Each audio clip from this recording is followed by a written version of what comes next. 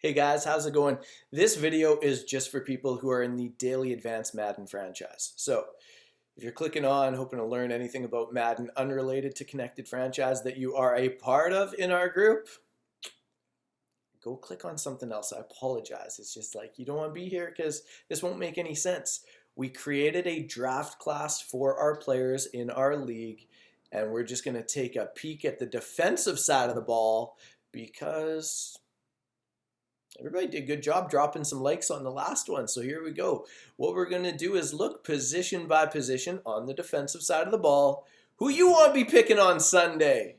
Sunday, 7 p.m. Central Standard Time. We'll all load up and we'll all try to better our teams.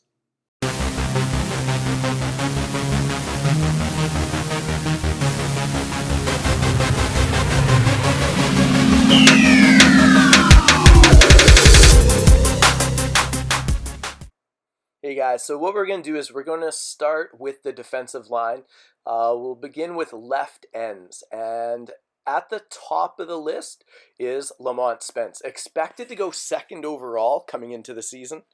6'3", 255 out of Vanderbilt. At the end of the day, no glaring deficiencies whatsoever. Real high motor, can get off the blocks, reasonable block shed, excellent pursuit. He'll be valuable to whomever he goes to. Also coming in as a top 10 pick coming into the season, Ashley Curtis, 6'5", 257 out of Penn State. Very similar player to Lamont Spence. The biggest difference would be his ability to get off the ball. Not quite as quick as Lamont Spence, but definitely a little bit more of a bully when it comes to chasing the quarterback. Rashad Shade out of Louisville, 6 feet, 252. What he doesn't have in height definitely makes up for in speed. Expect him to do really well at the combine in the 40 and is solid across the board in both run and pass situations. Zach McCree out of Texas A&M, 6'5", 263, your prototypical defensive end. Comes in with reasonable speed, great in both pass and run situations. Expect him to make some noise. And even though he's the fourth projected defensive end to come off the board from the left side, he'll be spending the next 10 years trying to prove scouts wrong. And ultimately, Cassidy Bannister is going to prove scouts wrong. Coming into the season seen as the number 1 pick overall, he will have a solid NFL career, but I don't think he'll ever live up to that number 1 projection expectation. Now, moving up the board, Tyrone Page, a right end, 6'4", 255. Very solid year out of Mississippi State. Initially projected to go undrafted, but is someone who is definitely worth taking a peek at. Very strong in the run game, good block shed. And for a guy who's not going to light it up at the 40, at the end of the day, he can chase down ball carriers, quick feet in tight situations. DeAndre Shirley out of Buffalo. 6'7", 255. What more do I need to say? Man is 6'7". Plays well in this game. And not to mention the fact that he can get off the ball quickly. At the end of the day, if you're not giving 30 scouting points to a 6'7" defensive end, you probably don't deserve this advice. But you will not be disappointed with what DeAndre Shirley shows you on Sundays. Imagine being a 6'3", 306-pound defensive end out of Georgia Tech, and your name's Cassidy. Your first name is Cassidy. And you might not even be the best Cassidy at defensive end in the draft. Might get outdone by Cassidy Bannister, but Cassidy Gregory is in a position where he is looking to show out. Again, 306 pounds is a mammoth defensive end. I could see him moving to defensive tackle. That being said, has great speed for somebody of that size. Moving on to defensive tackles, Donald Ealums, coming into the season expected to be the 3rd player chosen in the draft. 6'6", 311 out of Ole Miss. And at the end of the day, terrific strength, excellent pursuit, and will be a day one starter in the league. Alan Thompson, 6'1", 288, also out of Ole Miss. That must have been one heck of a defensive line. Shades of Buffalo. Buffalo had a nice defensive line. You'll find out why later. Looking at Alan Thompson, would have to say that absolutely nothing jumps off the board. He's just reasonably good at everything. Actually, dude has some finesse. At 6'1", 288, he's not going to bull rush anybody anytime soon. But in reality, terrific job with the hands getting to the quarterback. Yeah, bottom line is if you're not scouting Buffalo defense, I don't know what's wrong with you. If you saw the numbers they put up last year, they deserve some respect. Now, I was about to talk about Dwayne Smith for a minute, but this just in, Billy, she is pregnant. Now back to Dwayne Smith out of Washington State, 6'1", 299, and when you look at his numbers, expect him to light it up at the bench press. Unarguable strength, is going to be a day one starter for somebody. Incredible ability with chasing down ball carriers, great block shed and tackle, everything you're looking for in a defensive tackle. Look no further than Dwayne Smith. Now moving to the linebackers, at left outside linebacker, expected to go early. Kerry Fort out of UCF. Great speed from the linebacker position and able to chase down ball carriers in the run game. Coming into the season, looked as a late first-round pick. Bart Britton out of Boston College, 6'2", 249. A balance of pass rusher and run stopper. Struggled in coverage at times. Xavius Lacey, 6'2", 250, out of Oregon State, was seen as somebody coming into this season that should be a late first-round pick. Above average speed, a terrific pass rusher in college, struggles at times in the run game and in coverage. For those keeping score at home right now, Giants playing the Rams playoff divisional round, and it was 4th and 1 from the 1. Billy went for it and got stopped, but somehow, some way, made it close enough to the goal line that he turned that 4th and 1 into a first down despite not scoring. Quincy Callahan out of Rice, very deficient in speed. Now that being said, he's a strong linebacker with great hit power. Is actually reasonably good in zone coverage, but will get lit up if you leave him in man. It'll be neat to see what time he posts in the 40 at the combine. Kenny Simon, 6'1", 265, out of Illinois, did a great job defending the run throughout the season. The grandest deficiency with him would have to be in pass rushing. Very seldom did he apply pressure to the quarterback, but somebody who is seen as having reasonable coverage skills for somebody there predominantly to stop the run.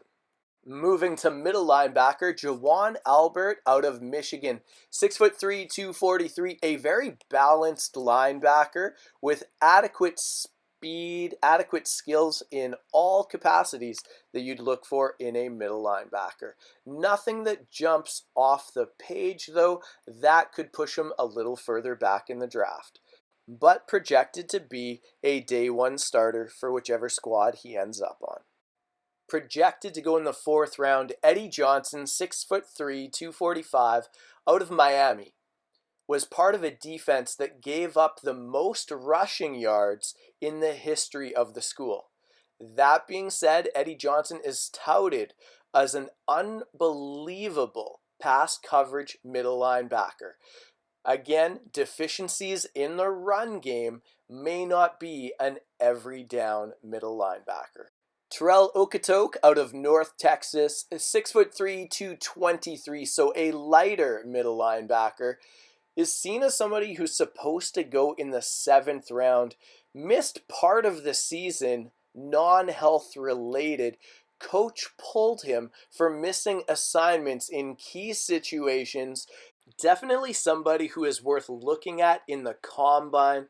See what kind of numbers they can put up, and maybe it can translate at the next level. Closing out our look at middle linebackers, Dom Hudson out of Michigan State, 6'2", 231, a rangy middle linebacker, somebody who was effective in stopping the run. The big issue is a season-ending knee injury, torn ACL, expected to have a chance of competing at the NFL Combine. Let's see if he can put up the numbers and return to form. Looking at right outside linebackers, 6'1", 236 out of Georgetown, Hunter Asher had a very disappointing season. Came into the season expected to be a first-round pick, but his deficiencies in the run game just piled up. Some are questioning if he can compete at the next level. Frederick Grayson out of Ohio State, well coached, great awareness. Could be some issues with his speed at the next level, but somebody worth taking a look at. Maybe he will outdo what we expect at the NFL Combine.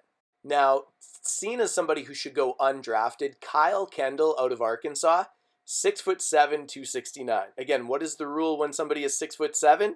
Spend the 30 points.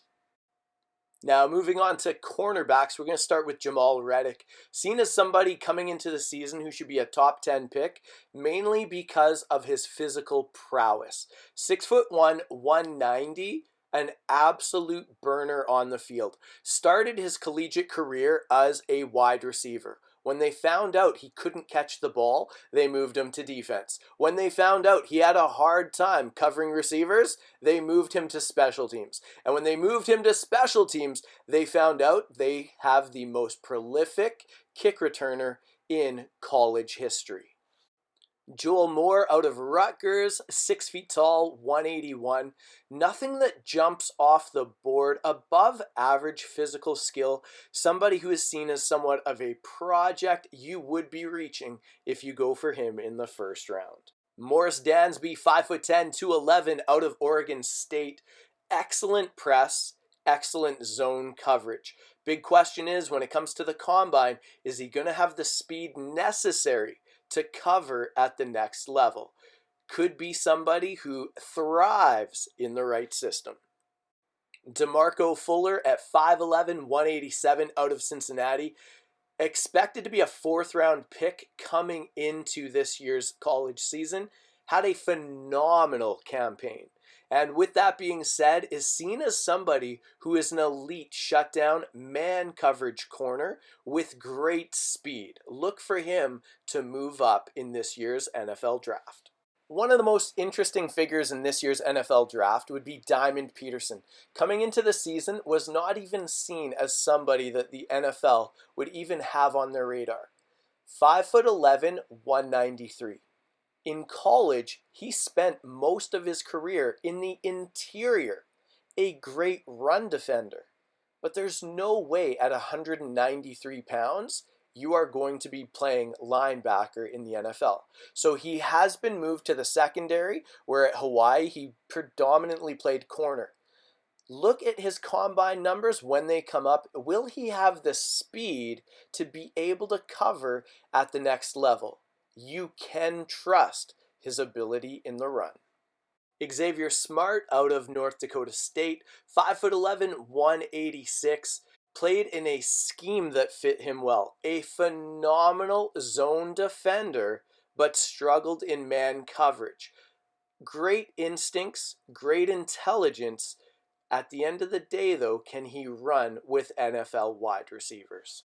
Tremont Madden out of Washington, 6'2", 205, has good speed from the free safety position and incredible ability to separate man from ball.